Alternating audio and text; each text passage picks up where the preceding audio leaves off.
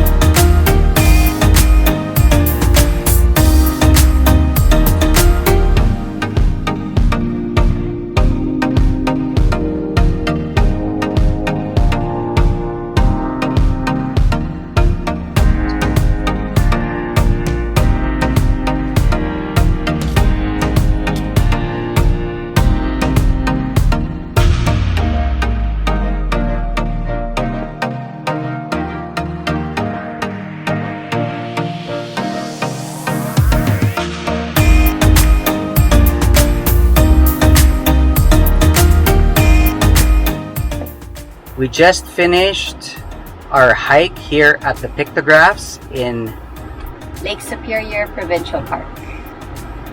And now we're headed towards the camp store, which is actually in the Agawa Campground.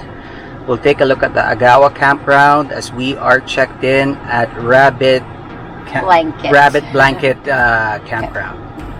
All right, take a look.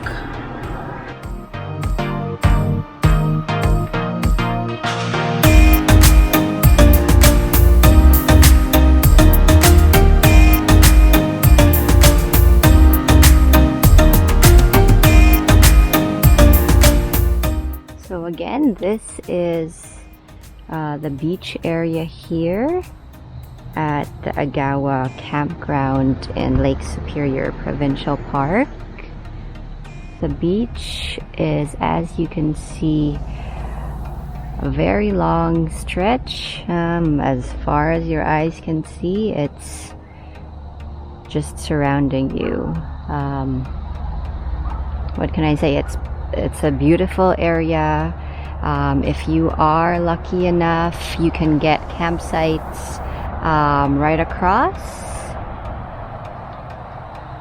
But if not, the campsites further back aren't too far to walk to get to the beach.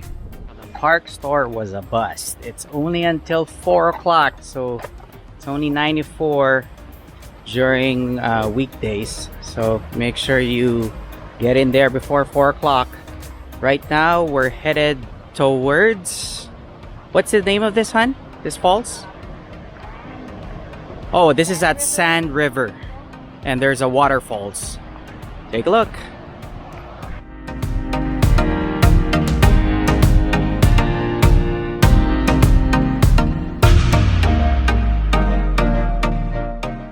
We're here right now in Sand River, and there is actually a small waterfall that you can walk to from the parking, and it's only what, 1-2 minutes away.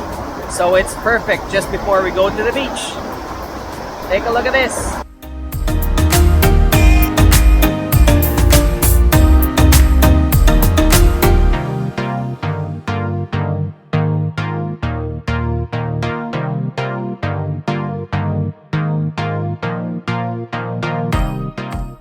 We just came from the Agawa pictographs and Sand River. And so far, Colleen, what do you think of both of them?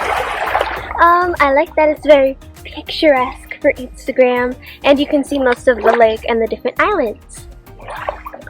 And the best part about it is they're actually probably about 5 minutes away from each other.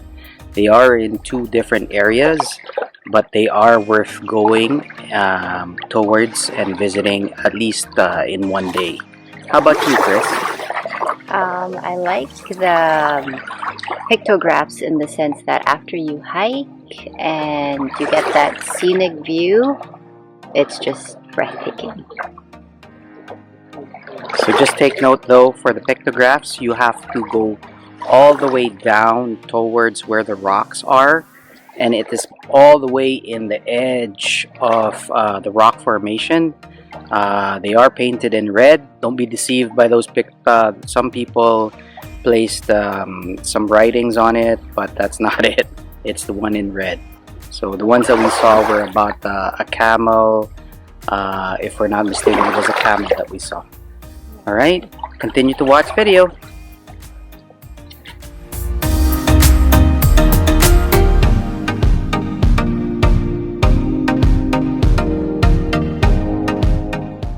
Having our beach day here at Catherine's Cove.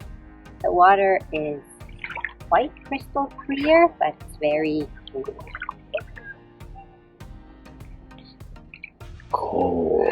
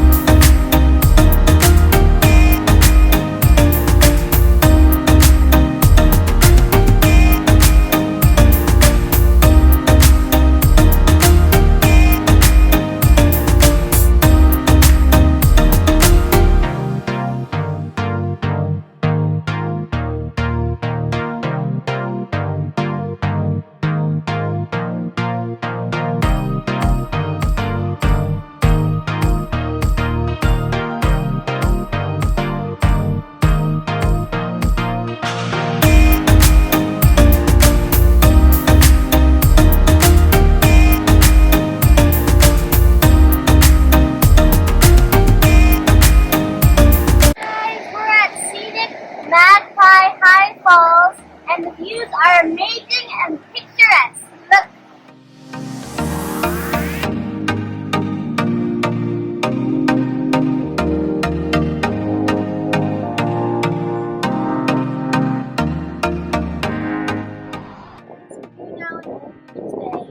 And the water and the views are amazing. The water is glittering and bright, and the mountains are beautiful. It's like a scene from Moana. Here is my mom and dad to talk about more of it. See you later!